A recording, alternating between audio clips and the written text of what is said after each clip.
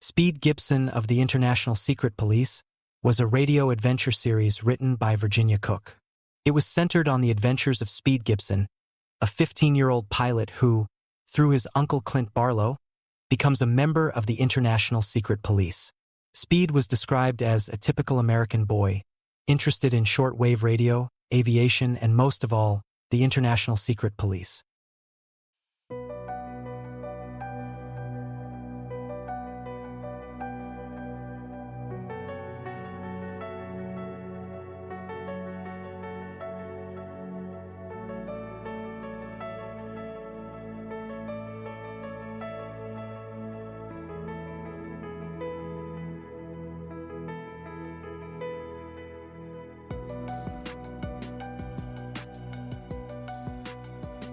Welcome back to the Red House.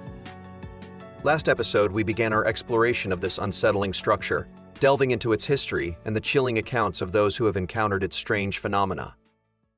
Tonight, we venture deeper, into the heart of the house, to the artist's Atelier, where the echoes of Alistair Finch still linger.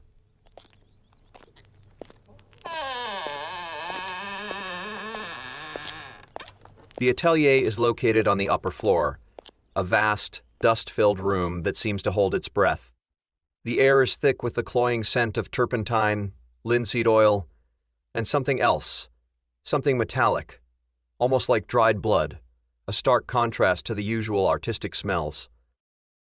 It's a ghostly reminder of the artist's presence, a lingering essence of his obsessive work. Light filters through the grimy windows, illuminating dust motes dancing in the stagnant air. Alistair Finch was a master of this craft, but his work was unsettling. While there are no longer any physical canvases present, the walls themselves bear witness to his work. Faded outlines, the ghostly imprints of old canvases, are visible on the flaking walls, as if the very essence of his art has seeped into the structure itself. The walls themselves appear discolored, stained with hues that seem to emanate from within. We examine the walls, tracing the faded outlines with our fingers. One outline in particular catches our attention. It depicts a human form, contorted in a silent scream, the shape barely visible, yet radiating a palpable sense of dread. The air around this particular outline feels colder, heavier, and there is a faint, earthy smell. The outlines are unsettling, to say the least. They seem to radiate a palpable sense of dread, as if the emotions captured in the original paintings have been imprinted onto the walls themselves. We notice that the walls are unusually rough in these areas, as if the paint has melted and fused with the brick, becoming a part of the very structure. The colors within the outlines are strange, unnatural hues. Professor Howard's journals also mention Finch's peculiar methods. He often worked late into the night, fueled by an obsessive drive that bordered on madness.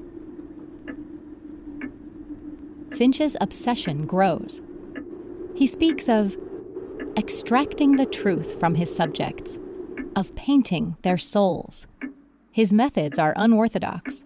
He spends hours in the atelier, his voice echoing through the house, a mixture of whispers and frantic commands. He seems to be imbuing the very room with his work, and the subjects grow weaker with each session. He grinds his own pigments, using materials found in the surrounding area. Strange clays, dark minerals, even bone ash. But Finch's obsession came at a price. His subjects began to suffer, their lives marred by misfortune and tragedy. Rumors spread that his process was cursed, that it drained the life force of those he captured, leaving them hollow shells.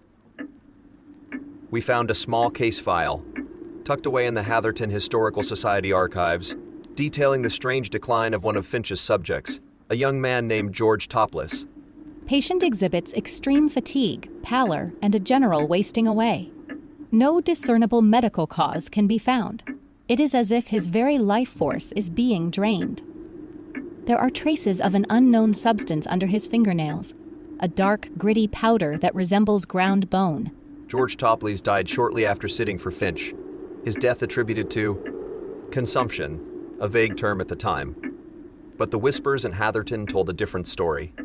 They spoke of Finch's portrait, hanging in the Red House, holding the last vestiges of Thomas's life, the colors of the portrait mirroring the strange pigments Finch used. We examine the room further, searching for clues. We discover a hidden compartment behind a section of wall where the outlines are especially pronounced. Inside, we find a small, leather-bound journal filled with Finch's cryptic writings and disturbing sketches.